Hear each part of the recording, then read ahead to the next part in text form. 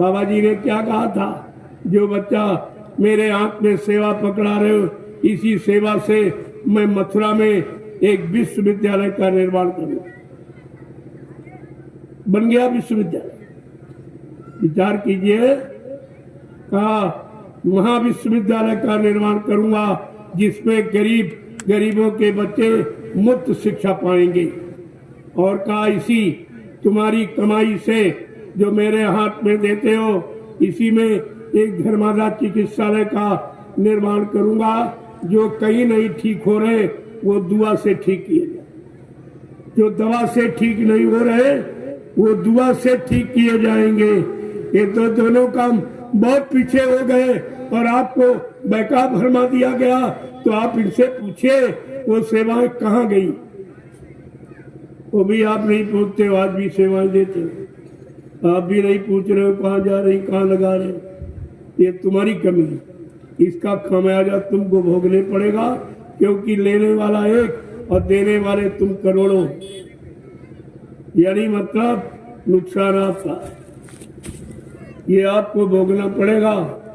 क्योंकि सारी सेवाएं ये सब अपनी सुरक्षा में जो पुलिस कर्मचारी अधिकारी रखते हैं, उनको मुर्गा मीट खिलाने में, दारू पिलाने में तुम्हारी सारी सेवा जा रही है।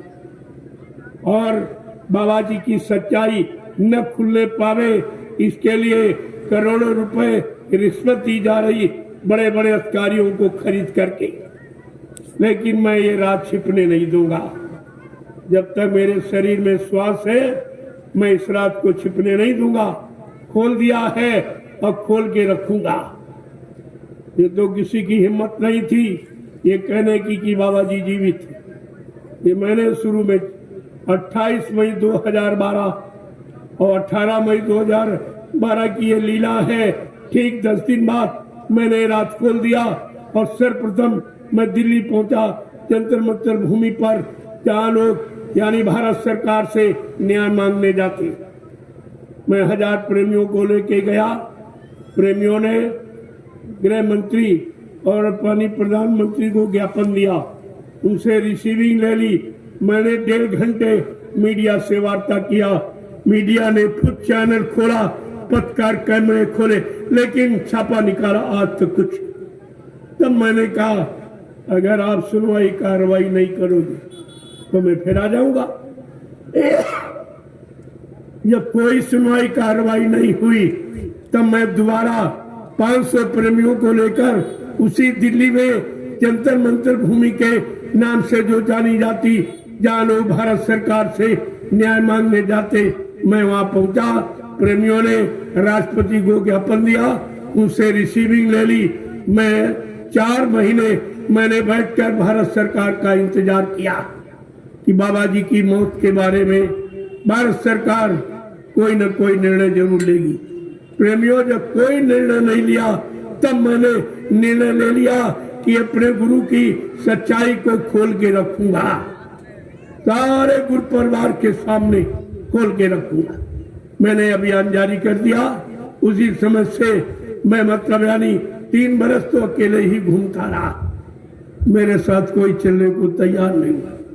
सब लोग डर गए, यानी डर गए सब लोग कि वो 2 है, तुम अकेले क्या करोगे, तुम्हारे पास क्या है।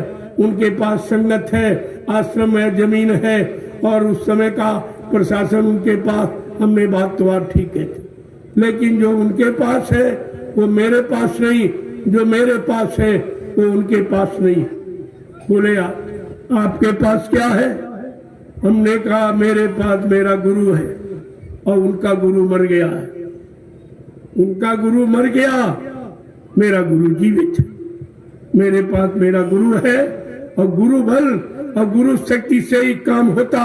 इंसानों के बल, इंसानों की शक्ति से कोई काम नहीं होता। प्रेमियों, अब आप काम देख लीजिए। एक भी नहीं था, आज तो करोड़ों प्रेमी इतनी भारी संख्या में दौड़े चले आ रहे। जब गुरु की सच्चाई बच्चों के द्वारा सुनते हैं तो भागते चले आ रहे, क्योंकि ये सच्चाई कोई नहीं कहता। हिंदुस्तान में सच्चाई कोई नहीं, और कहेगा तो कुछ न कुछ लोभ लालच लेके कहेगा। इस तरह मुफ्त में कोई नहीं कहता। आपको इस पर विचार करना चाहिए। मैं बाबा जी के कुछ अनमोल वचनों को आपके सामने लेके आया हूं, उसे आप सुन लीजिए कि बाबा जी ने क्या कहा, जिसको आप सब भूल गए। कहा था, बच्चा मैं परिवर्तन करने आया हूं, परिवर्तन करके ही जाऊंगा। कोई माई का लाल हमें इस परिवर्तन से न रोक सकता है, न मेरा काम कोई कर सकता है। और ये गुरु की सच्चाई तुम्हारे पास होती तो फिर अपने गुरु को आप कभी नहीं भूलते, क्योंकि अभी किसी काम की शुरुआत नहीं। कुछ लोभी लालचियों ने बाबा जी के जाने की शुरुआत कर दी, अभी कोई काम नहीं शुरू हुआ है।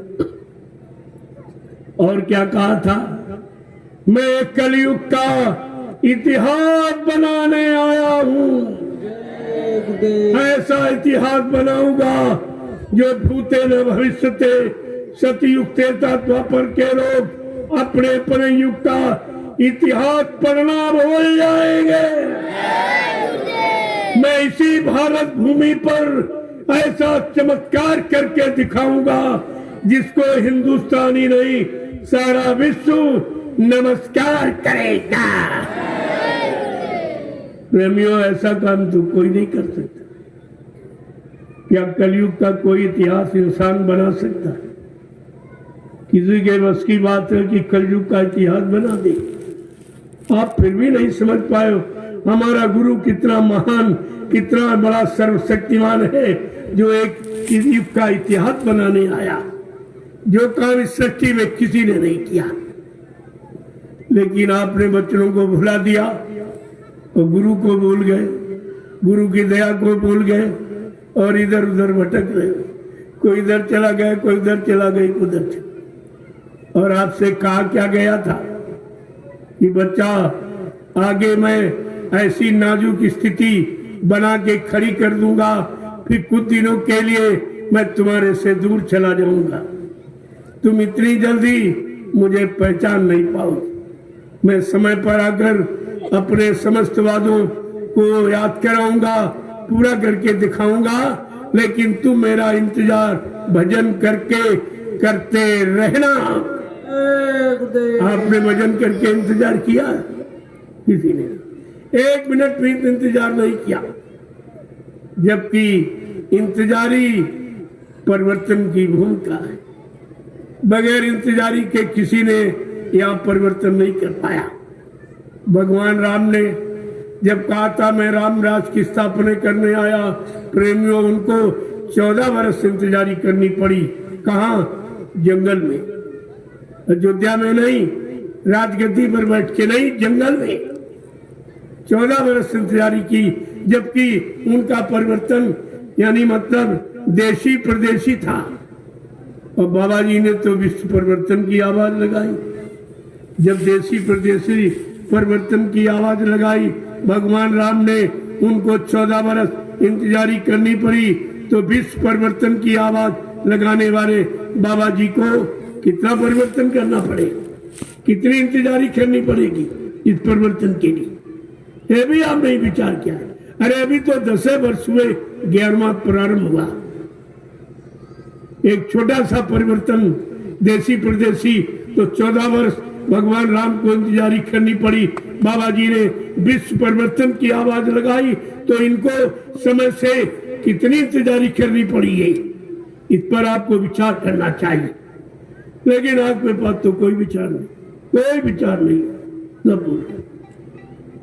बाबा जी ने और क्या कहा सुन लीजिए, ये कोई नहीं बताएगा, ये जानकारी सच्चाई की कोई नहीं देगा।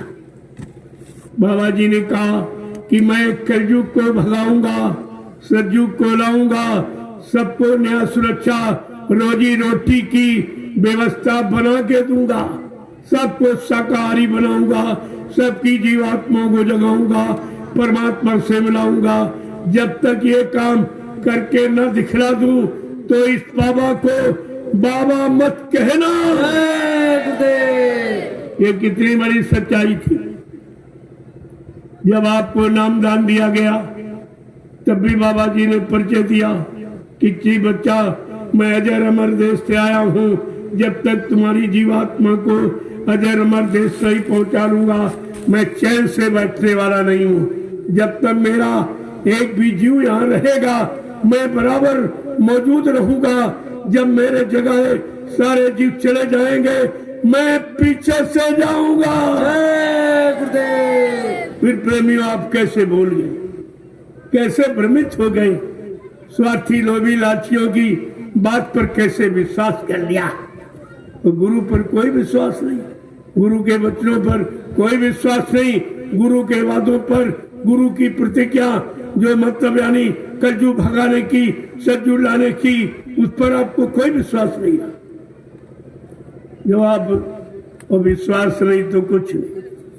बिन विश्वास न कोनो सिद्धि, बिना विश्वास के कोई काम सिद्ध नहीं होता। और आपने गुरु पर से ही विश्वास हटा लिया, फिर विश्वास करोगे किस पर करोगे? कौन तुम्हारी मदद करेगा, कौन तुम्हारी संभाल करेगा, कौन तुम्हारी जीवात्मा का उद्धार करेगा, कौन तुम्हारे पाप कर्मों में माफी दिलाएगा? आपको को कुछ विचार करना चाहिए, लेकिन कोई विचार नहीं। इसलिए मैं उन वचनों को आपके सामने स्पष्ट करने आया हूं।